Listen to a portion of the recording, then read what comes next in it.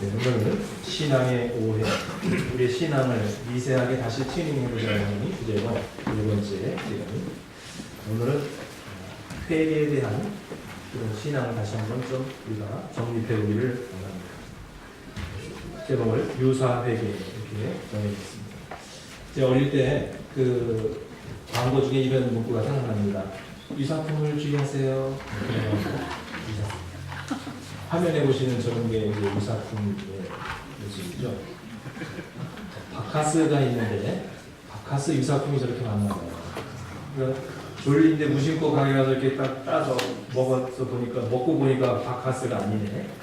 바카스 비스무리한 저게 이제 유사품입니다. 요즘은 유사품이라는 말보다는 짝퉁이라는 말을 더 많이 사용하는데 짝퉁이 좀 더 공격적이고 노골적인 것 같습니다. 예를 들면 이거요. KFG. 중국에 가면 저런 게 있대요. 이건 한국 거 같습니다. 네. 이것도 그래도 애교라도 있죠. 애교라도 있는데 이 중국의 짝퉁은요, 그거는 애교가 아닙니다. 이거는 막대한 피해를 입히는 불법 행위입니다. 범죄 행위죠. 그래서 무조건 카피만 하면 다 되는 줄 알아요. 정부에서도 그런 걸 제재를 하지 않고 나눠주고 너무 무분별한 그런 모습이죠. 그래서 내년 설비 가장 대표적인 사례인데 2~3천억 원의 짝퉁으로 인한 피해가 기업들에게 있다고 합니다. 자, 그럼 왜 저렇게 정당하게 자기 브랜드를 개발하지 않고 유사 상품을 개발해가지고 출시를 해서 부당한 이득을 취득할까? 왜 남의 브랜드를 도용할까? 간단한 거죠. 독자적으로 개발할 능력은 없고, 그 다음에 빨리 대박을 터뜨려서 돈을 벌고 싶은 얄팍한 심리. 그러니까 무조건 그냥 저렇게 카피를 하는 것입니다. 자, 우리 신앙에도 저는 유사품 같은 그런 신앙관이 있을 수 있다고 생각을 합니다. 그 중에 하나가 회개라는 주제인데요. 유사회개가 가능하다는 생각을 합니다. 언뜻 보면 똑같아요. 언뜻 보면 제대로 된 것 같아요. 근데 자세히 들여다보면 뭐가 좀 이상한. 우리 신앙도 겉으로 보면은 정말 대단하게 이렇게 잘 독실한 신앙같이 보이고 상당한 영성같이 보이고 가만히 보면 조금 석연치 않고 이상한 부분들이 보여지는 그런 신앙관, 짝퉁 같은 신앙, 유사품 신앙 그런 것들이 우리에게 있을 수 있다는 것입니다. 자, 그럼 회개에 대해서는 생각을 해보는데 진정한 회개가 아닌 것들이 있다는 것입니다. 진정한 회개가 아닌 거, 회개를 하긴 하는데 이기적인 회개가 있고 여전히 자기중심적 회개가 있다는 것입니다. 회개라고 하는 것은요, 나와 하나님과의 관계거든요. 다른 사람이나 다른 환경이나 그게 회개가 아니에요. 하나님과 나와의 관계 1대1로 독대하니까 독대하고 보니까 전에는 내 주장도 많았고 내 입장도 많았고 그렇지만 하나님과 나와의 독대 속에서 죄가 드러나고 그러니까는 아무 핑계댈 게 없고 내가 죄인의 괴수고 하나님 앞에서 그 죄 앞에서 엎드려서 아무 말도 할 수 있는 게 없는 욥의 고백과 같은 그게 회개거든요.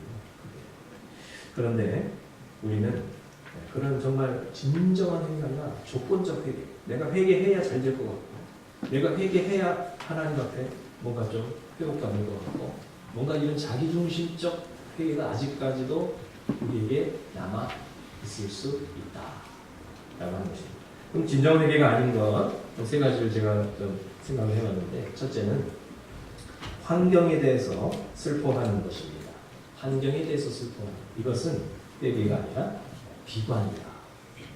비관이나 절망이라고 할 수가 있습니다. 안 믿는 사람들은 신앙이 없다 보니까 소망을 찾을 길이 없어서 비관, 자살까지 하게 되는 것이죠. 가룟 유다가 예수님을 배반하고 예수님을 팔아 십자가에 못 박아 죽게 하고 나서 그가 뭘 했습니까? 회개했나요? 비관했습니다. 회개하면 다시 용서받고 회복될 수 있는 것인데 회개한 것이 아니라 비관한 것입니다. 비관한 것은 그리고 비관 자살을 하는 것입니다. 이것은 상황이 너무나도 한마디로 자기 신세가 서러워서 울고, 그 다음에 너무나도 환경이 절망적이기 때문에 술 먹고 징징 울고. 만일에 그렇다고 하면 그것은 비관이지 회개는 아닙니다. 두 번째, 어떤 결정이나 또는 사람에 대해서 우리가 슬퍼하는 경우가 있습니다. 이것을 후회라고 또 표현해 볼 수가 있는데, 성경에 보면 어두운데 쫓겨나서 슬피 울며 가는 일이 있으리라, 그런 표현이 나옵니다. 슬피 울며 이를 가다. 이것은 후회죠. 우리가 삶 속에서 보면은 전에 우리가 결정했던 그런 일에 대해서 우리가 후회해서 참 억울하게 생각하고 그런 경우들이 있습니다. 뭐 예를 들면 내가 말이야 왜 이 사람하고 결혼을 했지, 뭐 이렇게 이제 후회를 하시는 거예요. 처음 선봤던 그 사람 크리스타키 그 사람인데 내가 철이 없었을 때, 뭐 이렇게 후회를 해도 소용없습니다. 이제 자, 이런 것은 그 회개라고 볼 수가 없고요. 후회해가지고 너무 억울한 그런 경우가 있습니다. 너무 억울하면 눈물이 나요. 너무 억울해도 눈물이 나고, 그다음에 기도하다가도 은혜 받아서 눈물 나는 게 아니라 너무 그냥 내가 그냥 처량해서 울고, 그 다음에 너무 억울해서 막 울고, 기도가 안 돼서 막 울고, 그런 수도 있다는 거예요. 자, 이건 회개가 아니고. 세 번째, 과거에 대해서 슬퍼하는 그런 것입니다. 이것은 한탄이라고 할 수가 있겠죠. 자, 그래서 한탄하고 원망하고 이런 것입니다. 너무 분해서 막 눈물이 난 적 있으시지 않으세요? 너무 믿고 너무 괘씸해가지고 그래가지고 그냥 눈물이 날 정도로. 그런데 그거 회개의 눈물이 아니에요. 회개라는 것은요, 상황도 안 보이고 그 사람도 안 보이고 그리고 뭐 과거와 미래도 안 보이고 그냥 살아계신 하나님의 그 존귀하신 하나님 앞에 내가 그대로 서서 내 죄가 드러나고, 그래서 이 죄 때문에 어쩔 수 없어서 죄를 슬퍼하고 죄를 두려워하고, 그래가지고 하나님 앞에 그래서 나는 죄인의 괴수고 나는 아무런 의도 없는 존재로서 벌거벗은 것 같은 모습으로 하나님과 관계 속에서 내가 나아가며 죄를 미워하고 죄를 슬퍼하고 못난 나 자신을 하나님 앞에 이제 드리면서, 그것이 회개입니다. 그럴 때는 회개할 때 하나님께서 계속 우리들 마음에 죄책감을 주고 비관하게 하고 슬프게 하고 그러지 않습니다. 회개하는 자에게는 유쾌하게 되는 날이 이르라. 다시 회복을 시켜주신다는 것입니다. 진정으로 회개하면요 수련합니다, 여러분. 진정으로 회개해보세요. 날아갈 것 같아요. 날아갈 것 같고 이 안에 얼마나 기쁨이 회복이 되는지 모르겠어요. 그 세상적인 근심과 하나님 주시는 근심이 다르다고 고린도후서에 말씀하고 있습니다. 자, 이게 바로 유사 회개입니다. 그거를 회개라고 착각하시면 안 돼요. 기도할 때도 우리가 운다고 다 회개가 아니에요. 물론 죄를 깨닫는 과정, 그 다음에 죄를 뉘우치는 감정적인 부분이 회개 일부지만 그게 회개가 완성된 게 아닙니다. 자, 그럼 진정성 있는 건강한 회개가 무엇이냐는 본문에서 8절에서 말씀을 하고 있는데, 8절에 보니까 회개에 합당한 열매를 맺으라. 회개에 합당한 열매를 맺으라. 회개 열매가 있다는 것이죠.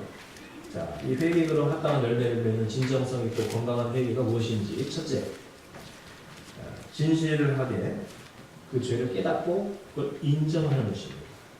인정하는 게 회개의 시작이죠. 인정하지 않으면 이거는 소망이 없습니다. 심리학 용어 중에 조 해리의 창이라는 이론이 있습니다. 1950년대 미국의 심리학자인 조셉과 해리가 고안을 했다고 해서 조 해리's 윈도우 이렇게 하는 것인데, 인간관계의 역학을 연구할 때 이것을 발견했고 이것이 유용하게 지금도 쓰여지고 있는데, 한번 화면을 봐주시기 바랍니다. 네 가지, 인간의 마음에 네 가지 영역이 있다는 것이에요. 이 네 가지 영역은 뭐냐면,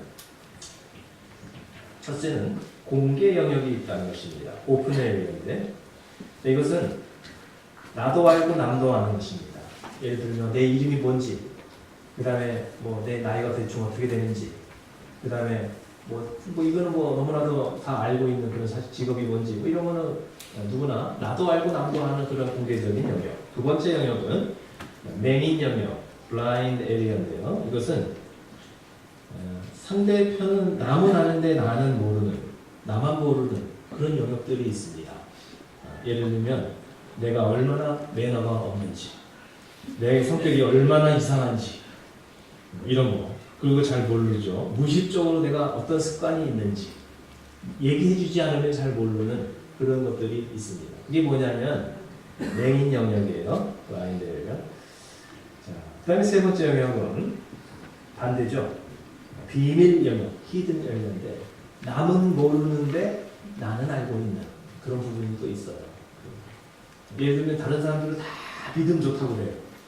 다 믿음 좋다고 그래요. 근데 나는 알아요. 내가 얼마나 믿음이 없는지. 다른 사람들은 굉장히 영성이 있다고 그래요. 나는 알아요. 내가 얼마나 엉터리인지. 다른 사람은 너무 그냥 아까 그냥 일자하시다고 막 그래요. 근데 그 부인은 알아요. 얼마나 그 성격이 아주 엉터리인지 그것도 알고 있어요. 남은 모르는, 남은 속이는데 나는 알고 있는 나만의 영역, 그 비밀이죠, 비밀. 그런 영역이고요. 마지막으로는 미지 영역, unknown area인데 이거는 나도 모르고 남도 모르는 영역. 어떻게 보면 영적인 영역이라고 할 수도 있겠습니다. 그래서 이거는 정말 인생 살면서 끊임없이 내가 탐구하지 않으면 평생 모르고 그냥 깨닫지 못하고 죽는 거예요. 그런 영역들도 있습니다. 자, 중요한 것은요, 우리가 두 번째, 세 번째 영역인데, 때로는 우리가 우리 자신의 허물을 알기도 하고 모르기도 합니다. 알면서도 부인하고 은폐하고, 때로는 몰라서 우리가 실수하고, 그런 두 가지를 한번 생각해 볼 때 중요한 것은 나 자신이 만일에 아는 그런 영역이 있다고 하면요, 그런 것에 대해서 우리가 용기 있게 인정하고 시인할 수 있어야 된다라고 하는 것이고, 내가 모르는 걸 누가 알려주면 겸허하게 그것을 또 배우고 고치려고 하는 겸손한 태도가 우리에게 있어야 한다. 그럴 때 힐링이 일어난다는 것입니다. 내가 가지고 있는 허물을 이거를 내가 보면서 애써 부인하고 막 화를 내고 누가 나를 이렇게 내 약점을 얘기를 하면요, 우리가 본능적으로 자기 방어 본능이 있으니까 화끈하죠. 그래서 그냥 그거에 대해서 공격적으로 이렇게 나오는데, 그러니까 이거 이렇게 맞습니다. 제가 그런 약점이 아셨네요. 제가 좀 그런 약한 게 있으니까 저 좀 많이 도와주세요. 이렇게 얘기를 용기 있게 할 수 있어야 돼요. 그 다음에 누가 내가 모르는 걸 얘기를 해주면요, 기분이 나쁘죠. 내가 가지고 있는 안 좋은 습관, 내가 가지고 있는 안 좋은 어떤 부분들을 누가 이렇게 얘기를 해주는 거예요. 그럼 나는 상당히 고민하고 얘기했을 거예요. 근데 그 얘기를 기분은 나쁘지만, 그래요, 저는 정말 몰랐어요. 근데 듣고 보니까 제가 정말 그런 문제가 있는 것 같으네요. 노력할게요. 기도해 주세요. 이렇게 할 수 있으면 참 훌륭한 거죠. 훌륭한 인격, 훌륭한 신앙입니다. 자, 이렇게 하는 게 참 상당히 중요합니다. 그렇게 될 때 우리들의 내면에서, 그리고 우리들의 관계 속에서, 우리의 공동체 속에서 힐링이 일어나게 된다라고 하는 것입니다. 자, 한 예를 들어보겠습니다. 2차 세계대전에 그 많은 사람들에게 전쟁 범죄를 일으킨 두 나라가 있죠. 일본과 독일인데 너무나 다른 행보를 걷고 있습니다. 자, 예를 들면 화면에 한번 보시면 서독에 윌리 브란트 총리가 폴란드의 바르샤바를 방문했을 때 그 유대인 위령탑 앞에 가서 저렇게 무릎을 꿇고 사죄를 했습니다. 정말 아주 그 모습이 전 세계에 방영되면서 많은 충격을 줬죠. 어떻게 저렇게 한 나라를 대표하는 사람이 저럴 수 있을까? 개인적으로 한 것이 아니죠. 나라를 대표해서 한 것이죠. 자, 이런 그들의 겸허하고 자신들의 과거의 실수를 인정하는 그 모습이 상당히 오히려 다른 사람들에게 큰 감동을 줬습니다. 반면, 다음 사진.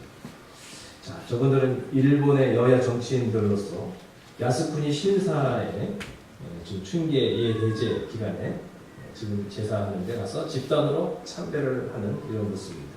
이 야스쿠니 신사는요, 2차 대전 때 A급 전범들 14명이 거기에 합사되어져 있는 그런 곳으로서 저들이 나라를 대표하는 명시들이 가서 신사 참배를 한다는 것은 일본 제국주의 침략 전쟁과 식민지 지배는 정당했다라고 하는 그런 뜻입니다. 그냥 뭐 저기 하는 것이 아닙니다. 이 너무나도 대조적인 이런 모습입니다. 그래서 이 막 아베 총리라든지 이런 사람들이 그냥 자기들의 이런 그 과오를 막 애써 부인하는 그런 모습과 그 다음에 독일 사람들이 정말 무릎 꿇고 사죄하는 그 모습을 보면 어떤 생각이 드세요? 그걸 보면 무릎 꿇은 사람이 초라해 보이고 못나 보이고 이 사람들이 우리는 그럴 일이 없다고 하는 게 그게 그래도 괜찮아 보이는 것이 아니라 애써 부인하는 그 모습이 불쌍해 보여요. 초라해 보여요. 얼마나 자존감이 없으면 저럴까. 정말 겸허하게 무릎 꿇는 모습을 보면 오히려 초라한 것이 아니라 위대해요. 참 멋지다. 그런 생각이 듭니다. 자, 우리도 마찬가지로 첫 번째 회개에 합당한 의미는요, 진실로 우리의 약함과 허물을, 우리의 실수를 인정하는 것입니다. 부부관계에서도요, 그거를 참 여러분 하실 수 있어야 돼요. 자존심이 있어가지고 우리가 이렇게 말이죠. 잘못한 걸 알면서도 모른 척 해버리고, 그리고 그것을 한마디만 해주면 그냥 쫙 녹아버릴 텐데, 그 안경과 상처. 그 한마디를 안 해주는 일본 사람들이 한마디를 안 해주는 그 위안부 할머니들에게 상처가 큰 거죠. 그 한마디를 해주면 눈 먹듯이 힐링이 될 텐데 그걸 못해요. 자, 어떤 인간관계 속에서도 여러분 이렇게 힐링은 바로 시인하는 데서 일어나는 것입니다. 시인하고 우리들의 연약함을 인정하는 그런 용기가 여러분들에게 있으시기를 바랍니다. 자, 두 번째는 회개에 합당한 열매의 신앙은 똑같은 실수를 반복하지 않는 것이 회개다라고 하는 것입니다. 그래서 여러분 회개 잘못을 저놓고 회개 기도하고 회개 금식하고 그 에너지를 모아가지고요, 하나님 죄 짓지 않게 도와주세요, 또 실수하지 않게 도와주세요 라고 미리 기도하는 게 훨씬 낫습니다. 힘들잖아요. 금식하시고 막 회개 기도하시고 늦지 마시고 미리 성결하게 살게 도와달라고 그렇게 기도를 하시는 것이 낫습니다. 여러분, 우리 한 가지 오해하지 말아야 될 것이 있습니다. 하나님의 은혜라는 것을 지난번 말씀드렸는데 마찬가지로 회개도 진정한 회개를 했다고 해서 우리가 과거에 했던 죄로 인해서 우리가 만들어 놓았던 삶의 그런 죄의 열매들까지도 회개했다고 해서 한꺼번에 다 없어지는 게 아니더라고요. 그걸 우리가 좀 착각을 하는데요. 아무리 은혜 시대지만 그게 아닙니다. 여전히 삶에서 우리가 만들어 놨던 죄의 결과물들은 그대로 남아있게 됩니다. 그걸 위에는 성경에서 죄업이라고 감당해야 되는, 우리가 감수해야 되는 죄의 결과들이 있다는 것이죠. 자, 그래서 이게 뭐랑 똑같으냐면 큰 상처가 났습니다. 치료를 안 하면 감염이 돼서 온몸에 감염이 될 수도 있고 위험할 수도 있겠죠. 그래서 상처를 치유했습니다. 상처를 치유하고 났는데 다 건강이 회복이 됐어요. 이제 완전히 다 병균이 다 없어졌습니다. 그래도 여전히 수술 자국이나 아니면 그 상흔이라고 하죠. 그 흔적은 그대로 남아있게 되는 것입니다. 저도 어릴 때 이 부엌칼이 굉장히 손이 많이 크게 비었는데요. 지금도 이렇게 상흔이 있고요. 이렇게 하면 아직도 아픕니다. 평생 죽을 때까지 가지고 가야 되는 거죠. 큰 건 아니지만.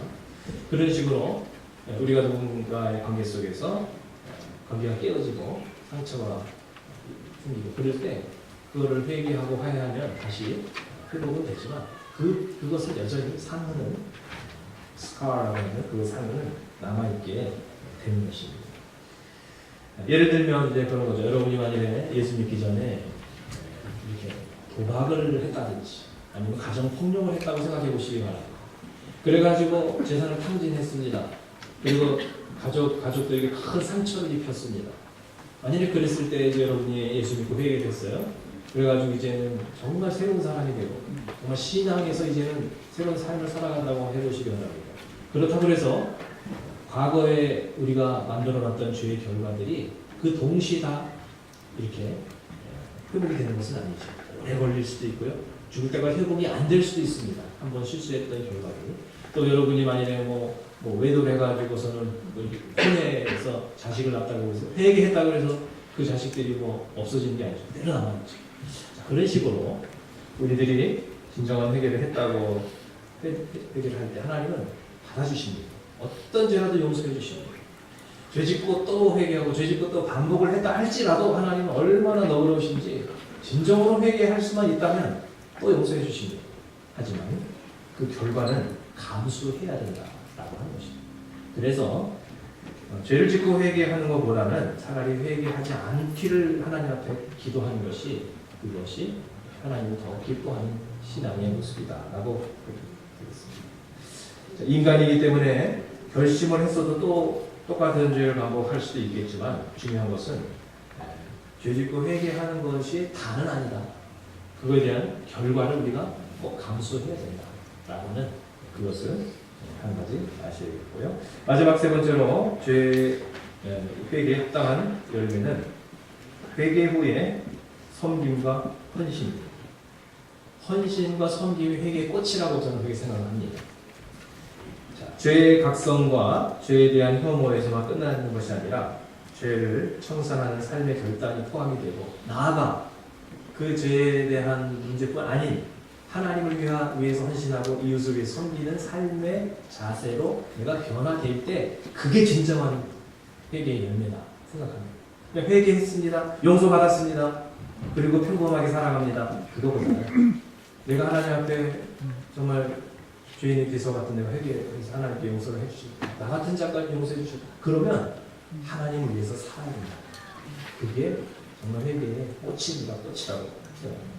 오늘 본문 속에서 보면 10절에 세리 요한이 그 유대인들에게 회개의 메시지를 전했더니 10절에 보니까 무리가 물어봅니다. 12절에 세리가 물어보고 그 다음에 14절에 군인들을 향한 메시지를 줍니다. 거기서 뭐라고 하냐면 무리를 향해서는 우리가 그럼 회개해서 어떻게 합니까? 구제해라. 아니 회개하고 구제하고 뭔 상관이 있을까? 의아한데 아니다. 구제한 내가 정말 죄상함을 받은 감격이 있으면요 가난한 사람일 때 불쌍한 마음이 들 수밖에 없어요. 정말 나도 저런 인생을 살아갈 수밖에 없어요. 하나님 나를 이렇게 자녀 삼아주고 싶고 도와주고 싶은 마음이 생기는 거죠. 12절에 세리를 향해서 착취를 중단해라. 욕심 버려라. 욕심 좀 버려라. 회개했다라고 죄상을 받았다라고 그렇게 하면서 여전히 욕심 부리면서 살아가면 그거 아니다. 회개 진정성이 없다는 거고요. 군인들 향해서는 폭력을 중단해라. 자기의 권한을 절제할 수 있는 그것이 바로 진정 회개에 합당한 열매를 맺는 삶이라는 것이죠. 아까 독일과 일본의 그 이야기를 하나만 더 드리겠는데 독일과 일본 너무 그 현대사에서 과거사를 대응하는 방식이 너무나도 다릅니다.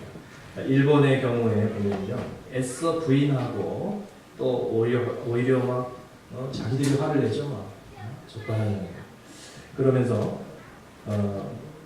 계속 부인하고 비난하고 이렇게 합니다.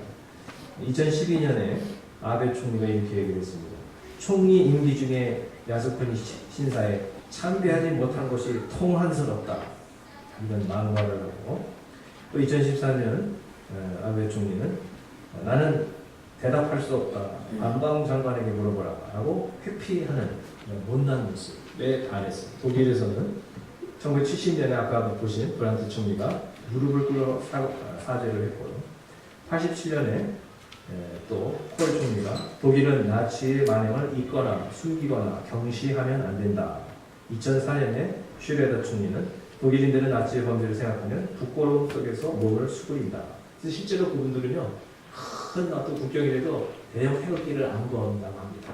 대형 태극기를 걸으면 물론 애국심으로 걸 수는 있는데 이게 과거를 자꾸 연상시키고 그리고 다른 사람들에게 오히려 이것이 안 좋은 상처를 또 줄까봐 자제하는 거예요. 그 정도입니다. 2009년에는 또 메르켈 총리가 무릎을 꿇어서 사죄했고 2014년에 우리는 나치의 각종 범죄, 2차 대전 희생자들, 홀로코스트에 대해서 영원한 책임이 있다. 이렇게 성숙한 모습으로 결정하는데 너무 비교되죠? 너무 비교돼요. 성경에 보면 삭개오의 케이스를 한번 말씀을 드리고 싶습니다. 이 삭개오가 예수님을 만나고 회개하고 이제 용서를 받고 구원을 받게 되는데 이 구원받고 죄사함 받은 것을 선행으로 딱 연결시키는 모습을 볼 수가 있습니다. 자, 누가복음 19장 8절 9절. 삭개오가 서서 주께 여짜오되 주여 보시옵소서 내 소유의 절반을 가난한 자들에게 주겠사오며 만일 누구의 것을 속여 빼앗은 일이 있으면 내 갑절이나 받겠나이다. 예수께서 이르시되 오늘 구원이 집에 이르렀으니 이 사람도 아브라함의 자손이니로다. 어떻게 보면 이거를 잘못 오해하시면 선행 구원을 생각하시는 게 그건 아니고요. 선행을 통해서 구원받는 것이 아니라 구원받아서 너무 감사해서 선행을 하게 된다는 그런 얘기입니다. 아까 독일 이야기를 했는데 한 가지 여러분들은 1980년대 들어서요. 미국에서 대형 소송이 생기게 됐습니다. 2차 대전 당시에 강제 노동을 당했던, 착취를 당했던 이런 피해자들과 가족들이 독일을 상대로 소송을 낸 겁니다. 피해 보상을. 근데 이거를 보상해 주면요. 무릎 꿇고 사죄는 했지만 돈 문제잖아요. 이걸 보상을 해주면 독일 나갑니다. 할 수도 없습니다. 천문학적인 인류 역사상 도저히 이거 있을 수 없는 그런 큰 배상이에요. 그런데 이 사죄 진정성이 바로 돈에서 나오는 것 같아요. 그래가지고 무릎만 꿇고 눈물만 흘리고서 그것도 어려운 거지만 그것만 하고 끝나면 뭐 쇼맨십 아니냐 이렇게 볼 수도 있는데 이게 아니라 희생을 같이 한 거죠. 그래서 이런 상황 속에서 그들이 못나게 대처한 것이 아니라 그 독일의 유수 대기업들 6,000개 유명한 대기업들이 모였습니다. 크라이슬러, 벤츠, 지메스, 폭스바겐, 아이엠 이런 세계적인 기업들이 모여가지고 우리가 그러면 돈을 한번 취하는 거죠. 그래서 50억 마르크를 그들이 만들어요. 독일 정부가 50억 마르크를 출연해가지고 100억 마르크를 만들었습니다. 한화로 8조 3,800억 원의 기금을 마련해서 재단을 설립하고 1차 대전 당시에 피해를 입었던 사람들이고 후손들이 그것을 배상을 했습니다. 근데 돈이 금방 바닥에 납니다. 그랬더니 교회들도 모금을 합니다. 또 전시엔 존재하지도 않았던 신흥 그런 중소기업들도 동참해가 또 돈을 마련해가지고 그들에게 또 자국인들도 아닌데 말이죠. 그게 배상을 하는 그런 모습을 보면서 저는 진정한 회개다. 말로만 회개하는 것이 눈물만 찔끔 흘리고서는 나만 편하면 되는 회개가 아니다. 저게 정말 진정한 회개다. 이런 회개에 합당한 열매라는 단어를 잘 보여주고 있습니다. 지난번 동영상으로 한번 봤던 분이 영화 미션에서 잔인한 노예 상인 멘도사가 자신의 사랑하는 남동생과 자기 애인이 불륜으로 이제 눈이 맞아서 사랑에 빠진 것을 보고 질투심과 홧김에 동생과 결투하다가 사랑하는 남동생을 찔러 죽이고 말았던 멘도사. 그 죄책감의 그 죄의 무게를 아까 말한 것처럼 진정한 회개가 나오지 않고 비관과 한탄과 후회만 가득한 채 그 옥에 수그리고 있던 그를 향해서 선교사가 찾아갑니다. 그리고 너의 그 죄책감과 그걸 덜을 수 있는 기회가 있다. 뭐냐? 그래가지고 그 무거운 쇳덩어리를 들고 원주민들 자기가 그렇게 자기의 욕심을 차리기 위해서 잔인하게 죽이고 노예 삼았던 원주민들 향해서 올라가가지고 그 원주민들의 칼 앞에서 목을 내놓고 그들의 용서를 받고 나니까 하나님을 향해서 다시 용서되게 되었습니다. 용서할 수 있는 마음이 생기게 되었었던 것입니다. 그때부터 그는 선교사로 헌신을 하는 것입니다. 그리고 죽을 때까지 원주민들을 위해서 싸우다가 그는 장렬하게 죽었다는 것입니다. 자, 바로 그런 것이 회개의 열매라는 것이죠. 회개하고 하나님을 헌신해 회개하고 이웃을 위해서 섬겨야 됩니다. 그게 없는 우리는 진정성이 없습니다. 선행이 죄를 사해주는 것이 아니라 선행이 구원을 주는 것이 아닙니다. 구원 받았기 때문에 선행을 하는 것입니다. 구원의 열매가 바로 우리들의 삶인 것입니다. 나의 흉악한 죄까지도 사해 주신 것에 대해서 우리가 회개하고 나서 그 죄사함의 기쁨, 죄사함의 감격을 가지고 있다면 우리는 헌신해야 됩니다. 이웃을 섬기는 삶을 살아야 돼요. 나의 욕심을 내려놓고 나누는 삶을 살아야 합니다. 그게 회개. 그게 진정한 회개의 열매의 신앙인 줄로 믿습니다. 우리 다 같이 이 시간에 기도하실 때 하나님 짝퉁 신앙 되지 않기 바랍니다. 유사 신앙 되지 않기 바랍니다. 신앙의 유사품 크리스찬이 되지 않기를 원합니다. 겉으로만 번지르르한 신앙이 되지 않기를 원합니다. 사람이 봐도 진정성 있고 하나님 보실 때도 진정성 있는 신앙이 되기를 원합니다. 우리의 회개조차도 나 중심적인 회개, 나 편하자고 하는 회개, 그런 회개가 아니라 정말 감동을 줄 수 있는 이런 진정한 회개의 삶의 열매가 있게 하여 주옵소서. 그렇게 한번